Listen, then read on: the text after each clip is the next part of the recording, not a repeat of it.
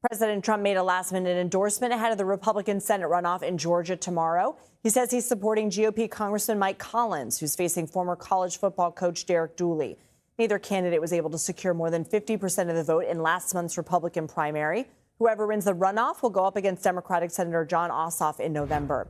Trump-backed Lieutenant Governor Burt Jones and billionaire Rick Jackson are also competing in a runoff for Georgia governor. The winner of this race will face Democrat and former Atlanta Mayor Keisha Lance Bottoms. CBS News correspondent Skyler Henry joins us from Atlanta. Skyler, why did President Trump wait so long to make an endorsement in the Senate race? And what are the chances of a Republican flipping the seat?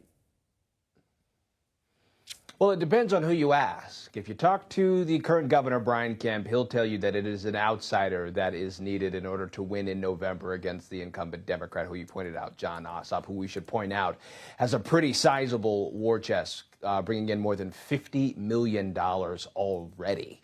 But with the endorsement from President Trump, I think that there is some momentum there for the Congressman Mike Collins. Remember, just last month, the two men, Collins, Dooley, alongside Congressman Buddy Carter, were widely viewed as the top three contenders in that Republican primary. And I think that just based off of the timing of all of this, I think it sort of allows for this proxy war, if you will, among the GOP, especially here in the Peach State, to kind of figure out where to align themselves. The Congressman Collins certainly aligning himself with President Trump for some time, including touting his Make America Great Again agenda. The former football coach Derek Dooley, someone who has been in lockstep with Governor Kemp this entire time throughout this entire campaign, but also someone who wasn't necessarily widely into politics for some time now, openly saying that he did not participate in the presidential election in terms of voting in 2016 or 2020 for that matter, to the point that President Trump actually called that out in his endorsement of Collins. And so I think what we see tomorrow could potentially be a microcosm, if you will, in terms of what voters here in the Peach State think of the endorsement of the president or the endorsement of the governor. What are you watching for in the GOP runoff for governor?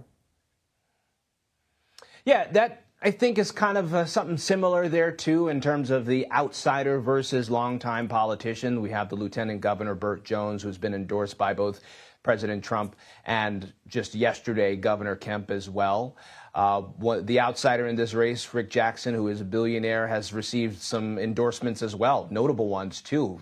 Senator Ted Cruz of Texas was just here in Atlanta earlier today, stumping alongside Jackson. We've also seen Florida Senator Rick Scott come out in support of him as well. And I think that will be very interesting to pay attention to as well, because Jackson has backed up the Brinks truck in terms of what he has been able to do as far as his campaign goes in terms of his ad spending and, of course, what he has spent on this campaign altogether. And so I think what we see going forward, especially considering the fact that whoever wins in this race will have to go up against the notable name in former Atlanta Mayor Keisha Lance Bottoms, will certainly be something to pay attention to. Will voters align themselves with someone who not only has the support of President Trump, but also the support of Governor Kemp, or will they choose something different and something that perhaps they haven't seen here in the Peach State before? Skyler Henry, thank you.